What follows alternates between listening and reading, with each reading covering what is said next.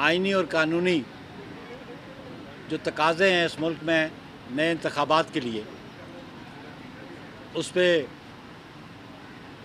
Election commission का एक नुक्ता नज़र और पाकिस्तान पीपल्स पार्टी का मौक़िफ़ वो सामने रखा गया। पाकिस्तान पीपल्स पार्टी का मौक़िफ़ बड़े वाज़ेह, पीपल्स पार्टी समझती है कि मुल्क में आइन सबसे बालादस्त कानून है, आइन है, और बाकी कवानीन जो हैं वो सबॉर्डिनेट लेजिस्लेशन है। पाकिस्तान पीपल्स पार्टी ने आइन की बालादस्ती के लिए 77 ऑनवर्ड अभी तक बहुत कुर्बानियाँ दी, जिसमें शहादतें, कोड़े, फांसियाँ सब कुछ शामिल है। कि पाकिस्तान पीपल्स पार्टी समझी थी कि जो आइन शहीद जुल्फ़िकार अली भुट्टो ने इस कौम को दिया वो एक ज़मानत है इस मुल्क की वफाकियत के लिए, और जो जो प्रोविजंस इलेक्शन कमीशन के हवाले से कॉन्स्टिट्यूशन में मौजूद हैं, पाकिस्तान पीपल्स पार्टी समझती है कि उन पर अमल दरामद होना चाहिए। बिलखुसूस जो आर्टिकल 224 है वो एक वक्त मुतय्यन करता है कि जब असम्बली डिज़ोल्व हो जाएगी तो उस 224 में जो मुद्दत दी गई है उस मुद्दत के अंदर इंतखाबात होने चाहिए। आज हमारी जो मुलाकात हुई इलेक्शन कमीशन ऑफ पाकिस्तान से और जो हमने मौक़िफ़ अपनाया वहाँ पे कि पाकिस्तान पीपल्स पार्टी ये चाहती है कि इलेक्शन कमीशन ऑफ पाकिस्तान नए इलेक्शन की डेट दे और उसके लिए शेड्यूल दे कि कौम में बहुत इज़्तिराब है, बेचैनी है, और उसके लिए बहुत ज़रूरी है कि नए इंतखाबात के लिए डेट दी जाए और उसका शेड्यूल दिया जाए।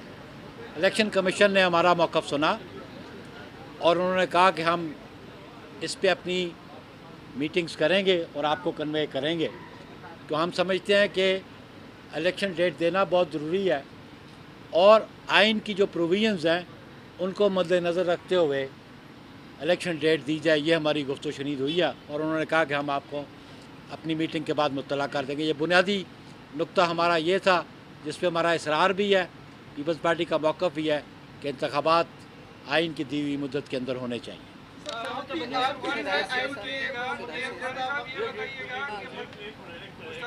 आप भी चाहते हैं कि जो इंतखाबात में वक्त पर हो, तमाम सियासी जमातें यही चाहती है, मुशावरतें भी हुई, मुलाकातें भी हुई, मसला कहाँ पे आ रहा है सर? आखिर इलेक्शन कमीशन कंफ्यूज क्यों है? इलेक्शन कमीशन कंफ्यूज क्यों, ये तो सवाल आप उनसे करें कि मैं नहीं मेरी बात सुन लेना कि मैं इलेक्शन कमीशन को रिप्रेजेंट नहीं करता। मैं यहाँ पाकिस्तान पीपल्स पार्टी को रिप्रेजेंट करता हूँ। हमने अपना मौक़िफ़ उनके सामने रख दिया कि जो आर्टिकल्स हैं आइन के उनके मुताबिक आप इलेक्शन डेट दें। उन्होंने कह दिया कि जी हम इलेक्शन कमीशन बैठ के ये फ़ैसला करेगा और आपको आगाह कर देंगे। शहरी रहमान साहब बात करें। नहीं हो गई बात, कोई और तो बात करने की, क्या बात करनी थी?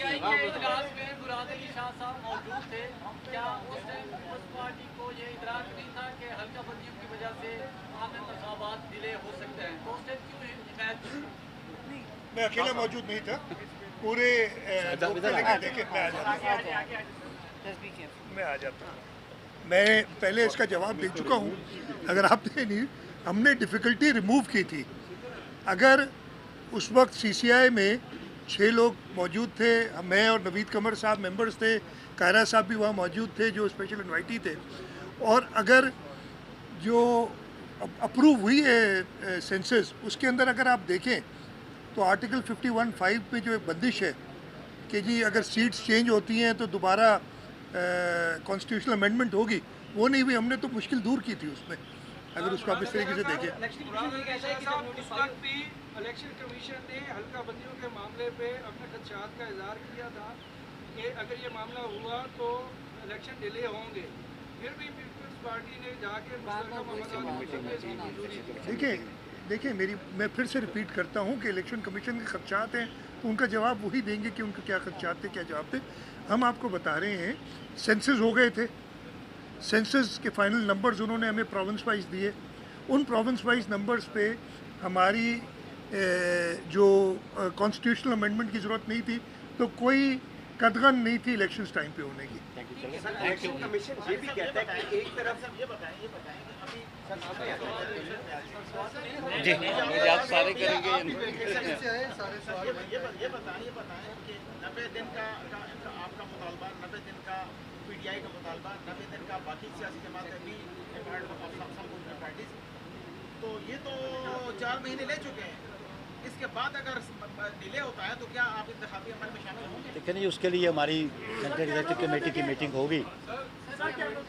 जो भी जवाब हमें इलेक्शन कमीशन देगा, हमारी जो कराची में 25 अगस्त को मीटिंग हुई थी उसमें ये फैसला था कि इलेक्शन कमीशन आज की मीटिंग के बाद जो हमें रिस्पॉन्ड करेगा उसको हमारी सीईसी की मीटिंग लाहौर में होगी और उसमें हम फैसला करेंगे हमारा अगला लाया अमल क्या होगा। थोड़ा एक सेकंड, इसी सवाल के जवाब को थोड़ा क्लैरिफाई कर दूं मैं कि देखिए, हमने इलेक्शन कमीशन से ये भी कहा कि जो डिलिमिटेशन है वो इतनी एक्सटेंसिव नहीं होनी, क्योंकि सूबों के अंदर जो है वो वही सीटें रहनी है जो कि पहले थी। तो आपको इतना टाइम जो आपने एलैबोरेट दिया है उसकी ज़रूरत नहीं है, और ये काम जो है वो मुख्तसर अरसे में भी हो सकता है।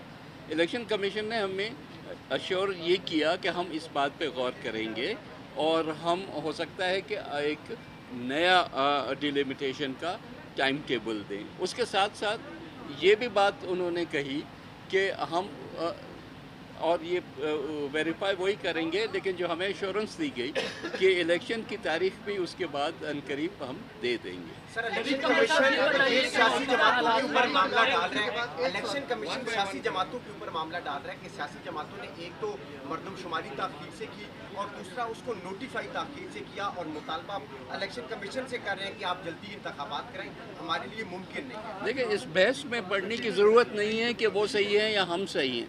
जो हमारा मौक़िफ़ है हमने उनके सामने भी रख दिया और आपके सामने भी रख दिया। हटे एक मिनट, एक बात सुने। एक जो आपने बात बार बार की है, just give me a little space, just सांस इधर आ जाए। मैं ये सिर्फ कह रही हूँ, देखिए अभी बार बार आप वही सवाल कर रहे हैं कि इलेक्शन कमीशन पे डाल रहे हैं। हमने बिल्कुल इलेक्शन कमीशन से आज वाज़े तौर पे कहा है कि ये आपकी और बहुत अच्छी मीटिंग हुई है, बहुत खुशगवार माहौल में, लेकिन हमने अपने जितने भी खदशात हैं डिले के हवाले से वो सामने रखे और कहा कि आइन हमारे लिए बालातर है किसी सब्सिडरी लेजिस्लेशन से, नंबर 1। नंबर 2, उनकी ज़िम्मेदारी बनती है जी फौरी तौर पर वो एक शेड्यूल अनाउंस करें, क्योंकि मुल्क में अभाम नहीं होना चाहिए। नंबर 3, डिलिमिटेशन जो हल्का बंदियों का अब सामने वो रख रहे हैं कि एक तो ये अदालतों में भी मौजू सामने आ गया, सब जुडिस है, लेकिन वो भी हल्का बंदियाँ जो हैं, जैसे अभी ये 3 बातें हुई हैं जी, और आगे न्यूट्रलिटी की बात वो तो होती रहेगी, लेकिन हल्का बंदियों के हवाले से कहा कि ये आइन में नहीं है तरजीह आइन में 90 दिन की है, तो टाइम उसके ऊपर बाला हो, और वो प्लीज़ उनसे ये सिर्फ तवक्को है, वो फ्री एंड फेयर इलेक्शंस कराते हैं, वो ऑटोनमस हैं, वो एक उन्होंने अपनी हैसियत और एक रेपुटेशन बनाई है, तो अब वो मेहरबानी करके एक इलेक्शन शेड्यूल